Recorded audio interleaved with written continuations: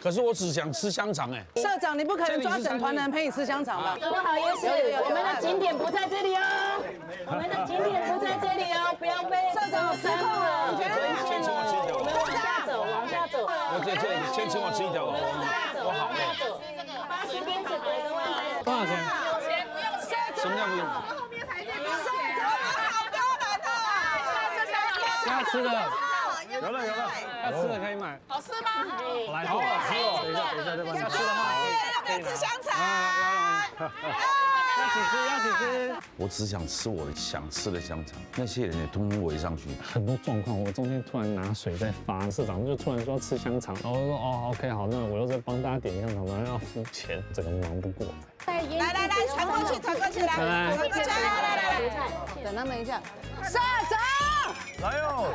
社长先生就是忽然间，整个旅行团他好像变成旅行团里面的团员，带领大家在那边吃香肠。我如果不是透过这个外景，我真的不知道社长这么爱吃香肠。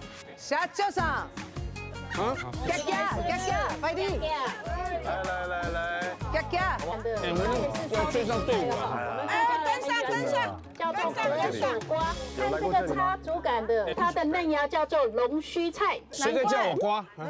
这是佛手瓜，你是香肠瓜，你会不会带太多东西啊？那蒜头呀，来了，最精彩的。红灯断桥到了，对，这个就是衔接刚刚你们的山洞。这座桥叫做什么名字？龙腾断桥。所以刚刚你们从哪里来？就是那座铁桥。哦，对，所以你们看的都是北断桥，所以这个就是南断桥秘境。来，我们把桥连起来哦，全长从这边跨到那边去。166公尺，哇，多号称168公尺，然后基隆到这个桥旁边，刚好168公里，掌声鼓励，有概念。来，我们要，照时间走哈，沿路回哈。因为今天其实刚好分配到我车子的就是玉清姐，70几岁才退休，她现在第一次出来玩，然后我就很惊讶，想说哇，她第一次出来玩呢。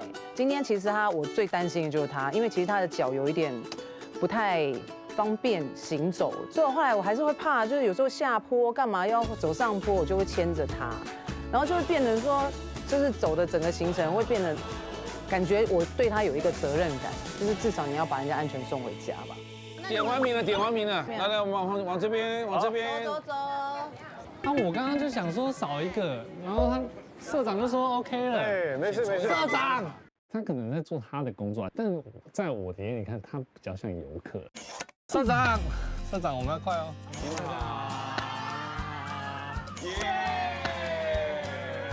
他不可能把我们整团晾在那里，然后跟别团在走。聊天吧。等一下要去哪一站？哪一站？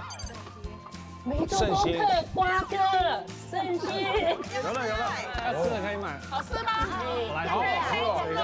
我虽然没有执行社长这个职务，可是我比社长还累。